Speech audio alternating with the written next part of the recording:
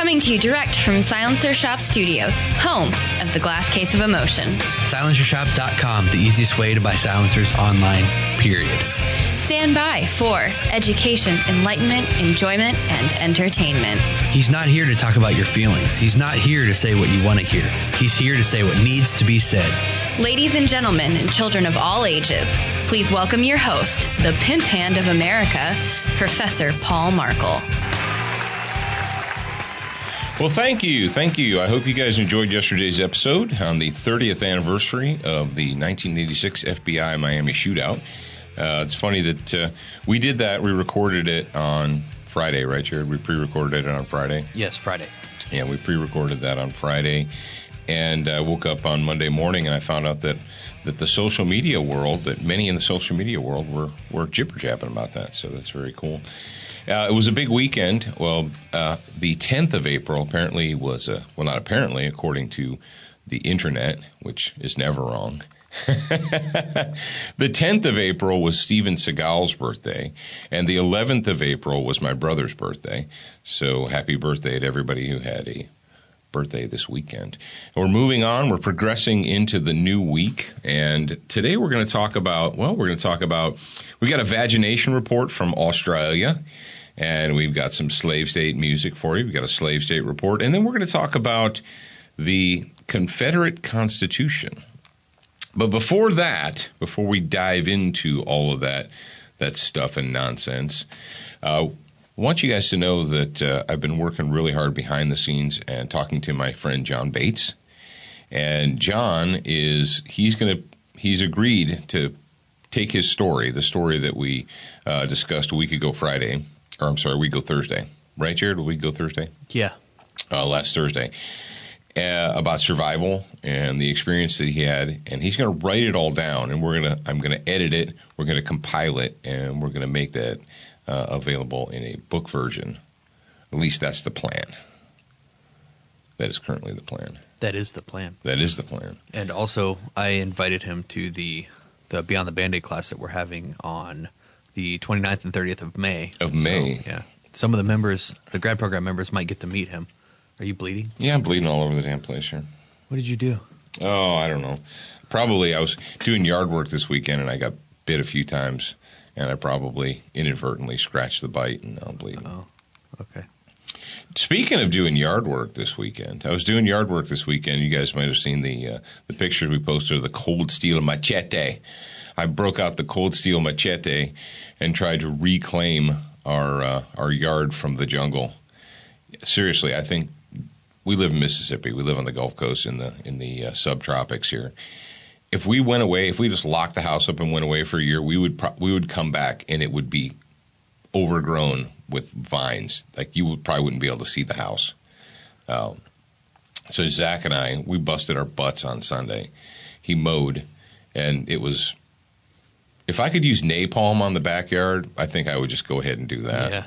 Maybe a little Agent Orange or something, because it's ridiculous. But I took some SWAT fuel, and I went out with the Cold Steel Machete, and I hacked and whacked and pruned and trimmed and tried to beat back some of the I actually had to resharpen it once during the day because I had chopped so much with it. But I had a lot of ideas. A lot of things occurred to me while I was out there, and the highly oxygenated blood was pumping to my brain. And I'm going to write those down. I actually wrote down a bunch of notes. I was sitting on the porch sweating, writing down notes, and I told Jared, I said, I've got ideas for new morning mindsets based upon my yard work. Yeah. They're pretty good, too. All right. Thank you to Century Arms, the sweetest smelling arms maker in the U.S. of A.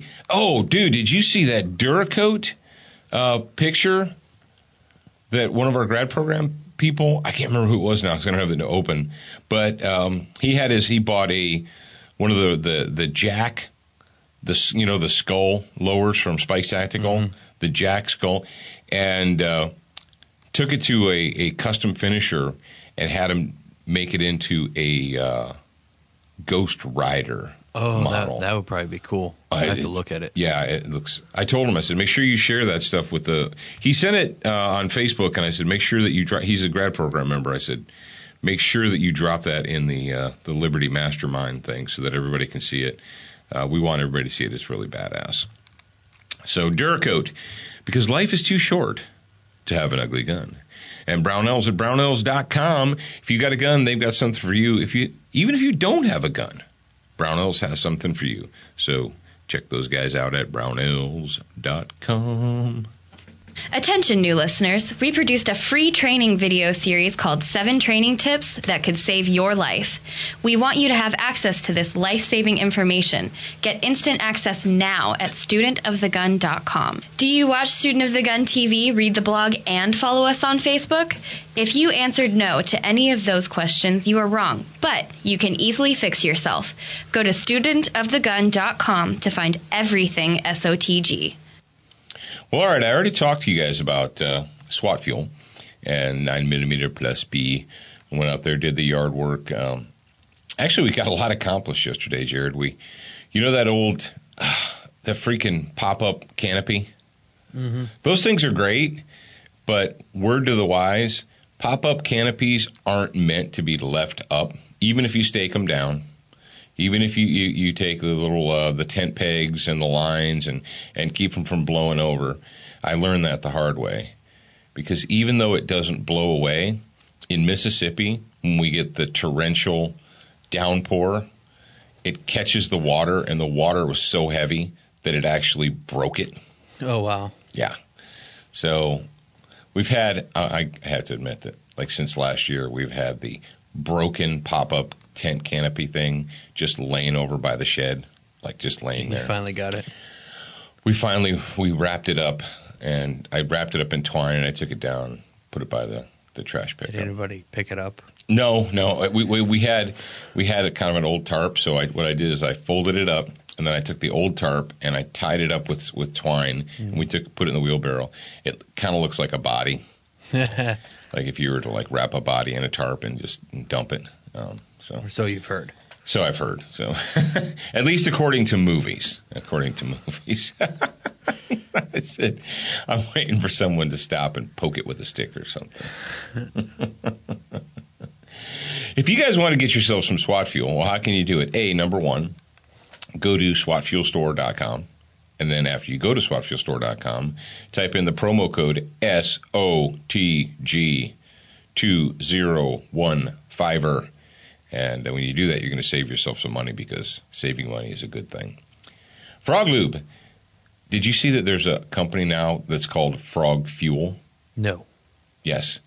I just saw a pop-up ad when I was prepping the show notes, a pop-up ad, not pop-up, but a sidebar ad. Yeah. And I'm like, okay, we have SWAT Fuel, our sponsors, Frog Lube, and then somebody took it and combined the words. Crazy. But Frog Lube, it just works. It's green, it's minty fresh. And you know how I used Frog Lube this weekend, Jared? On your machete. On my machete. But I didn't just lube my sword, which I am apt to do. What I did is I used it as for my whetstone, as a lubricant for the whetstone. Because you traditionalists, you guys out there know that if you're going to use a hockey puck type whetstone, you need to put some type of media on there. And the Frog Lube works really well as a sharpening media. And lastly, but certainly not leastly in this discussion, Crossbreed Holsters, makers of the what? The Bruce Jenner commemorative. The Bruce Jenner commemorative, also known as the Super Tuck Deluxe. And we're going to see those turkeys because they're going to be at the Concealed Carry Exposition, the Concealed Carry Expo in Atlanta, the end of April. Our friends at Crossbreed are going to be there, so we're looking forward to seeing those guys and hanging out with them and shaking their hands and smiling and standing in the booth and just having a good time. Yes, that'll be nice. That's right. We like them. We haven't heard from our friend Tiny Tim in a while, and I think he's way overdue. Oh, is he? Tiny Tim is? Tiny Tim's way overdue. Oh. I'm sure our friend in Ohio has just been dying because he hasn't heard Tiny Tim in a while. Tiptoe through the window, by the window, that is where I'll be. Come tiptoe through the tulips with me. Oh, that is our Vagination Report theme song. And I think it's probably been, Jared, you think it's been a couple weeks since we've used that? Yeah, it's been a while. We haven't had a Vagination Report in a while. It's not because that there isn't vag-tastic stuff happening all around the world. It's just so much other stuff has been happening. And this story is actually a couple of months old, but that's okay because we haven't talked about it yet, and it is a perfect vagination story. From Breitbart.com, Australian cops confiscate crocodiles T-shirt launcher. You're like, crocodiles? It's the name of a sports team, a basketball team. Citing gun control rules. The story is by AWR Hawkins. And it goes something like this. The police in Queensland, Australia, confiscated an air-powered T-shirt launcher from the Townsville Crocodiles, an Australian pro basketball team, by claiming the popular device is, quote, a Category B weapon that must be registered with the government. We're talking about a T-shirt cannon here, folks. A T-shirt launching gun. Wow. You go, toosh, and it shoots T-shirts in there. Oh, the Crocodiles general manager, Rob Honan, said the Queensland Police ballistics unit informed the venue that essentially it was a Category B weapon and it needed to be handed in. Otherwise, people in possession of it would be prosecuted. That's right. You are so fantastic down there, down under, that your little mini stormtrooper Gestapo guys are running around confiscating T-shirt guns from pro basketball teams. The Queensland Police explained that they're so weak and wimpy and vag-tastic. No, it doesn't say that. That they have such tiny phalluses that they need to exert their power over the people. No, that's not it. These such weapons can only be manufactured by licensed armorers because it's a T-shirt gun. Wow. It said that it must be licensed and registered, and because of this, it must be properly manufactured. So what if it says it cannot be homemade? What if you properly manufacture it at home? Wow. Check this out. It says the T-shirt launcher is in the same category as a single-shot center-fire rifle, a double-barrel center-fire rifle, a repeating center-fire rifle, or a break-action shotgun or center-fire rifle combination.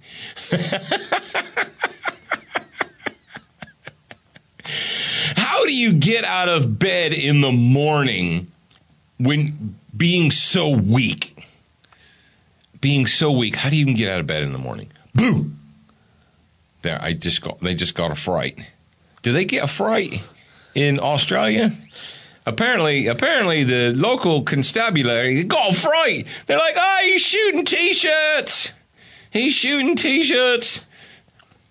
And now, instead of like saying this is stupid, they're like, oh, now we're thinking about getting a slingshot so we can launch shirts into the crowd. And I just lay down on the ground and expire. Just lay down on the ground and wait to expire. So, whoo. But I know a lot of you people out there, you're saying, but Paul, that's Australia, and I don't live in Australia, so I don't care. You should care, because there are people who live in the United States of America who think that's reasonable and that's rational and that the police should have that kind of authority. Mm-hmm. And I will submit for you Exhibit A, the glorious People's Republic of California. I like to teach you all the rules. I get to see them set in stone. I like it when you chain me to the bed, but then you see it's never shown. All right, for all you kids out there who don't know who that was Puddle of Mudd and Control. And you say, well, how could they not know what that is? You know how they cannot know, Jared? Because that album was released like 15 years ago. Maybe 16 years ago. It was right around 2000. I'm not sure the exact date. So if we have crumb crunchers like your age, how old are you? 26 again? Yeah, I know how to. So you'd have been like 10 when that came out? Wow. Oh, wow. This story's been going around, but we call it Slavery for All. And Gavin Newsom Gavin Newsom, the lieutenant governor of the glorious People's Republic of California, has decided that you peasants just got too much freedom. And, well, you know how liberal Democrats are, progressives. They've never met a gun control measure. They've never met a control measure that they didn't like. And now you're saying to yourself, if you're a logical, thinking, rational human being who's occupying the United States of America, you might be saying to yourself, but Paul, doesn't the glorious People's Republic of California already have, like, essentially the Encyclopedia Britannica of firearms restrictions? Well, yeah, they do. Didn't they just, in the last year or so, increase the number of firearms restrictions on their people? Yeah, they did. Don't you have to, like, get a special permission slip from the government to carry a gun? Now, it's not shall issue, it's may issue if you can convince them. If you can go and sit down and convince them that you should be allowed. Well, yeah. Now, isn't it California, aren't they the ones that came up with the bullet button? A special device that you have to use a tool to remove the magazine, and you can only hold 10 cartridges at a time. All that. Now it's like, yeah. But that's not enough? Oh, no. It's never enough. So, the Lieutenant Governor, Lieutenant Commissar Gavin Newsom, has come up with a new initiative. Now, what they figured is even in the People's Republic of California, they're having a tough time convincing the legislators to shove a lot of additional rules down people's throats, especially after we had things like Leland Yee and, you know, the number one gun control opponent in the state getting convicted for facilitating the trafficking of machine guns and rocket launchers. You know, no hypocrisy there.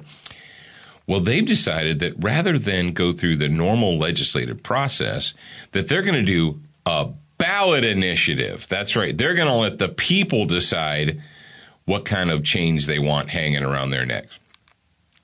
Let's go to safetyforall.com. Are you there, Jared? Are you vomiting yet?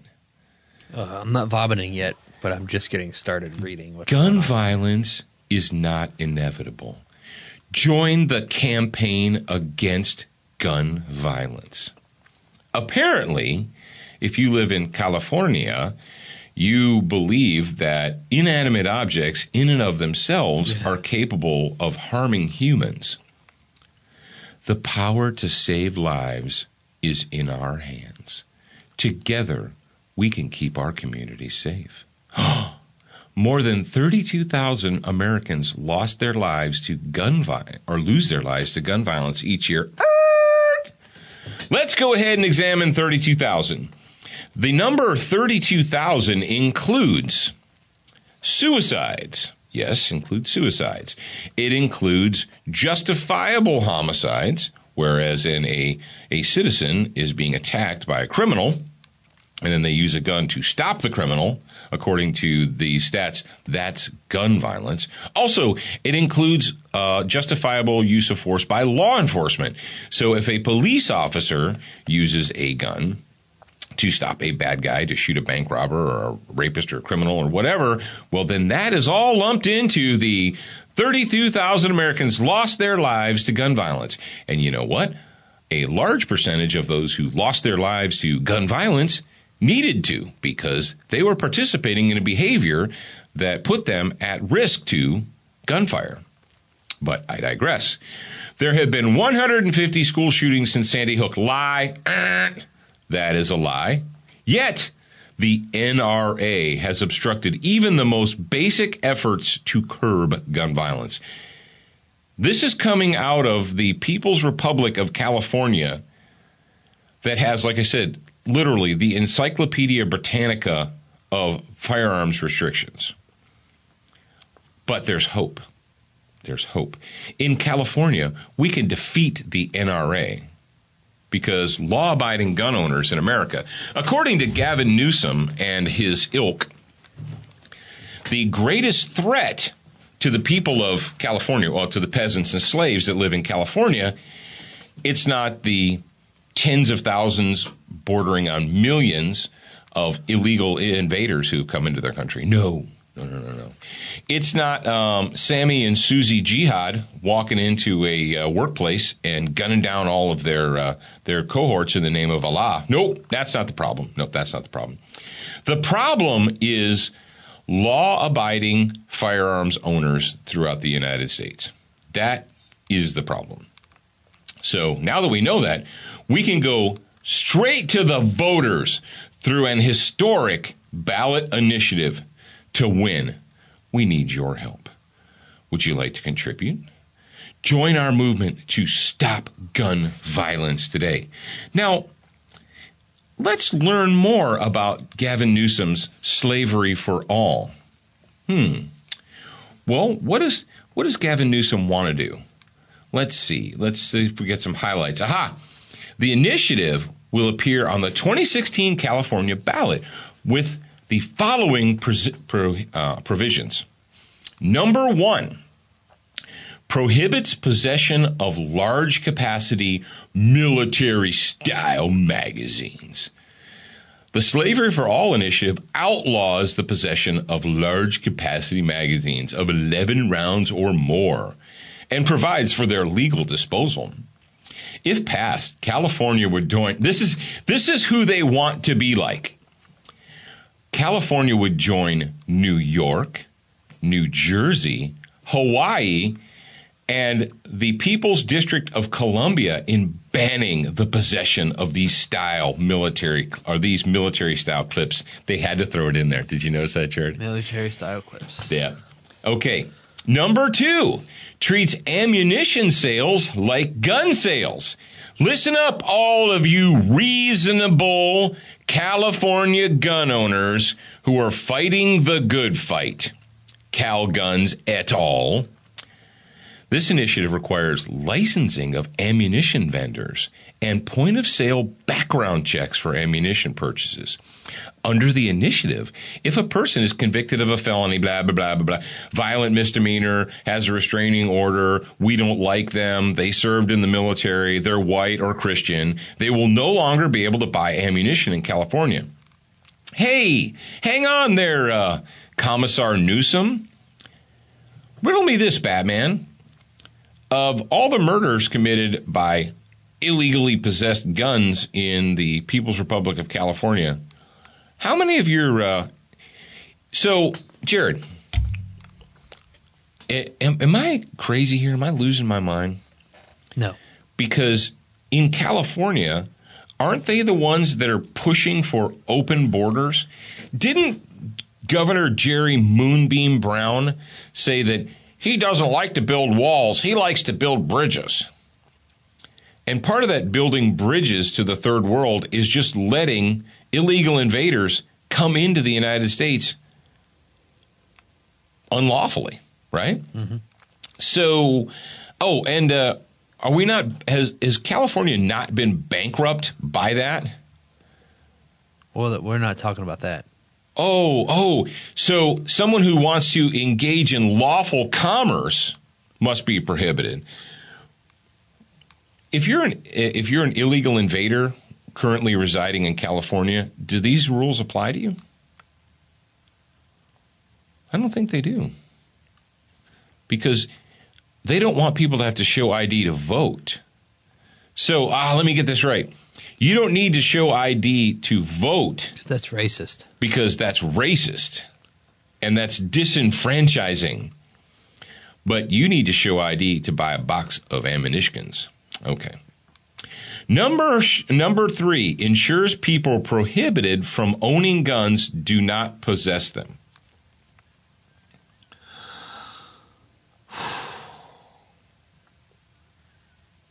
I don't even know if I can get through this. The initiative defines the clear firearms relinquishment process for violent misdemeanors. Felonies and violent misdemeanors. Folks, all of you who think that the Lautenberg Agreement and all that is a good idea, you people are so freaking naive. Every day they expand the list of people that are not allowed to own a gun until you eventually are going to be on that list. requires reporting of lost or stolen guns. The initiative requires firearms owners to notify law enforcement if their guns are lost or stolen. With the Safety for All initiative, California joined blah, blah, blah, blah, blah. So what we're doing now is if you're the victim here, we're going to make you the criminal. Let's say that a gun is stolen from Grandpa Jim, and then a month later that gun is used in a crime and is found at a crime scene. And they go back to Grandpa Jim, and they say, Grandpa Jim, where's your .22 revolver? And he says, oh, I don't know. My grandson was over here a couple months ago, and I haven't seen it since then. But I didn't know where I put it. Oh, Grandpa Jim is now a criminal. We're going to throw Grandpa Jim in jail because, obviously, that's what you need to do. Oh, and shares data with a federal system on prohibited people. Again, creating lists of those who are outside of the accepted norm. Hey, California people, all you people out there in California, what do you think? All of you reasonable gun owners in California, what do you think about this? What do you mean? I don't like it, Paul, and I'm totally against it. I'm fighting the good fight. Mm-hmm. Who pays Gavin Newsom? Well, what do you mean, who pays Gavin Newsom? Well, where does he get his money from? Well, he's the lieutenant governor. He gets paid by the taxpayers. Oh! Ding, ding, ding, ding, ding, ding, ding. So you lawful, law-abiding California gun owners, you reasonable gun owners who say, it's not that bad, and it's really pretty out here, and the weather's nice, and I like the beach. So every time you get your pay stub and you look at it and you see how much money the glorious People's Republic of California has taken away from you, they took a lot of that money away from you, and they gave it to Gavin Newsom so that he could come up with ballot initiatives to enslave you. Congratulations! You're paying for your own enslavement. All right. Woohoo! Hey, round of applause for all the reasonable gun owners in California. Round of applause for you guys. Good job. Good job. Go ahead and write me a letter again.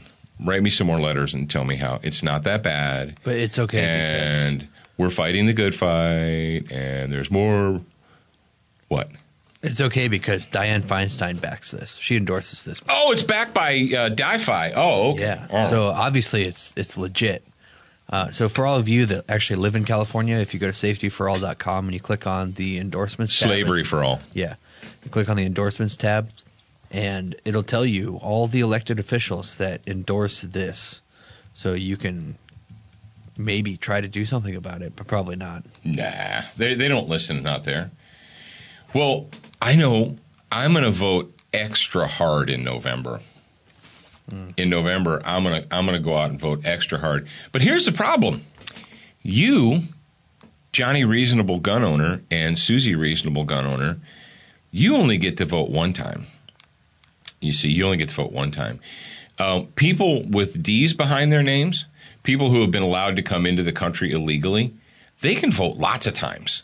They can vote actually as many times as they want. But you're only allowed to vote once. So, sorry, your vote only counts one time. But the tens of thousands, if not millions, of illegal aliens who are getting your money too in California, they can vote as many times as they want. So, you're screwed. But the weather's nice. So, there's that. I don't even know what else to say about this, Jared. It just kind of, I don't know. Did you see the woman? I'm going to have to say that for another day. The woman who wrote an op-ed piece in the Washington Post or something, or Wall Street Journal, maybe it was Wall Street Journal, about how her husband is dead because society has made it so easy to buy a handgun, to buy a pistol. Her husband killed himself, and it's society's fault for making it so easy to buy a pistol. People that want to kill themselves are going to kill themselves. No, don't you know that suicide did not exist on planet Earth until the invention of gunpowder? No one had ever killed themselves until gunpowder was invented. You know that, right? And if we could just do away with that, people would stop killing themselves. I guess that's news to me. Yeah, see, you obviously are uneducated, and you need to read. I think it's still. I tweeted it. I twatted it. I put it on the twit thing. I do that. The reason I do that, Jared, is so that the things will be there, and I can remember the story links for future use in the show. Let me see. Where is it?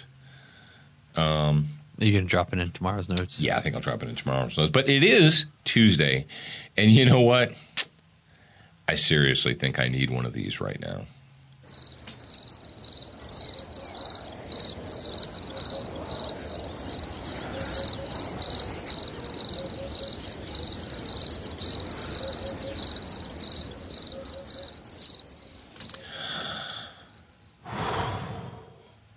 Quiet Time. Brought to you by silencershop.com. Making the world a quieter place. That's right. And what we're going to talk about today is I'm going to talk about something that is extremely important to you if you're currently residing in a free state in the United States of America. If you still currently give one rat's rear end about the representative republic that is the United States of America. And I know that I'm probably speaking on 50% deaf ears because this is going to require you to do something. It's going to require you to read and to think. But the book I'm going to recommend today is called The Confederate Constitution of 1891, An Inquiry into American Constitutionalism by Marshall L. DeRosa. Now, this book was recommended to us by our friend Dave Benner, the author of The Compact of the Republic. And why is this important? Well, it's important because in 1861, when many of the states in the South were separating from the Union, what they wanted to do, what they desired to do, was to examine the original Constitution of the United States of America and to see if there is any way to improve it. Now, most people are going to blindly assume that the only thing different about the Confederate Constitution and the United States Constitution is they put verbiage in there making slavery illegal. I'm sorry, making slavery legal. Actually, that is not the case at all. One of the things that they did in there was that they addressed some of the shortcomings and some of the arbitrary verbiage that was in the original Constitution. And you say, well, how could it be arbitrary? Well, it's arbitrary to the point that we have a Supreme Court that has been redefining. They've been redefining the Constitution for generations now. Something that the Confederates understood when they were examining the Constitution, and yes, the Confederate Constitution mirrors the United States Constitution very much. And it opened with the preamble that says, "We the people of the Confederate States, each state acting in its sovereign and independent character." Why is that important? Well, it's important because if we consider the United States of America to be a representative republic, as it was originally laid out to be, then you cannot ignore the fact that all of the 50 states, and there weren't 50 then, but all of the individual states were their own separate and sovereign republics. I'm sorry, our own entities, I guess is a better word. And that they had their own governors, their own legislatures. You say, but Paul, that doesn't make any sense. What we need is a great big centralized U.S. government, a federal government, a central authority to dictate to all of the states what they can and can't do, because that's the best way to operate things. And I'll say to you, have you looked outside lately? Have you read the news? Do you see what's going on in our world? We have a central government that is bankrupting all of the states, all of the people of the states, through the taxation process, through the individual income tax taxation process. They have taken the money from the people of the states and used that money to blackmail the individual states. Let me give you a fantastic example of something that is 100% unconstitutional, but has been allowed to go on anyway because, well, it's just a good idea. National speed limits, national drinking age, national seatbelt laws. I wear my seatbelt not because I'm told to by the commissar. I wear it because I've been educated to the point that I understand that it is a piece of safety equipment in my vehicle and that I need to use that safety equipment because I'm not a moron. I know that, right? Well, that's not good enough. Now, you guys, especially you young crumb crunchers like Jared, you don't remember the debates that were going on in the States because, believe it or not, the seatbelt safety laws, the mandatory seatbelt laws, were not universal. And all of the 50 states didn't have them. Why do they have them today?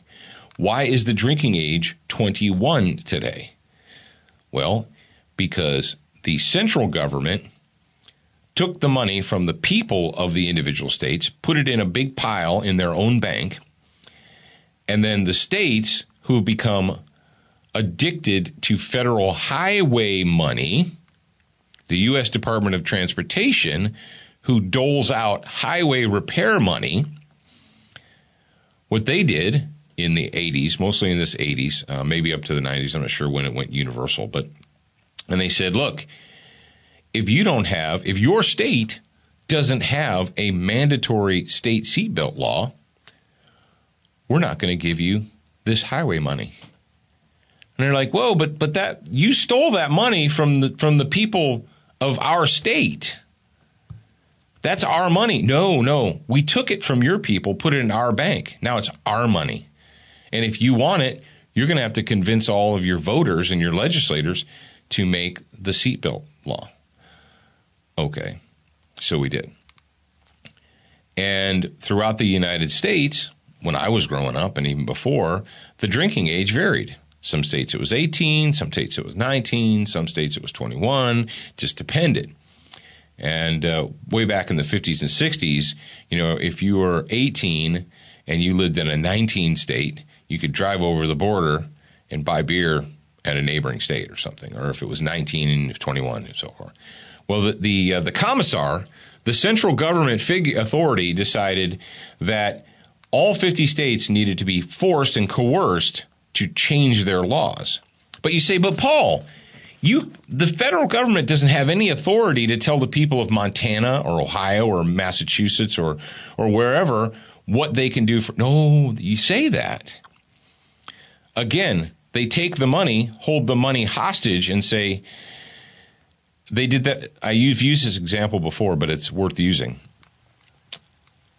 They take that money, put it in a pile, and you say, but, okay, Paul, I think that 21 is a good age for drinking. All right? Congratulations. I think that everyone should be forced by law to wear their seatbelts because they don't know if they won't do the right thing unless we force them to. That's a topic for, that whole thing is a topic for another day. Riddle me this, Batman. What happens if the central authority decides that every state must pass New York-like gun laws, or they're going to withhold the money? People say that states. Oh, that'll never happen because the state's sovereign and they can't be forced. The central government can't force a state to do what they. Really?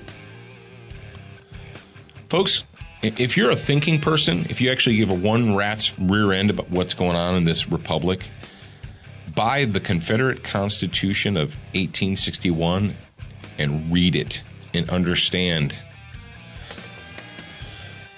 Or don't. I'm kind of depressed. I don't care.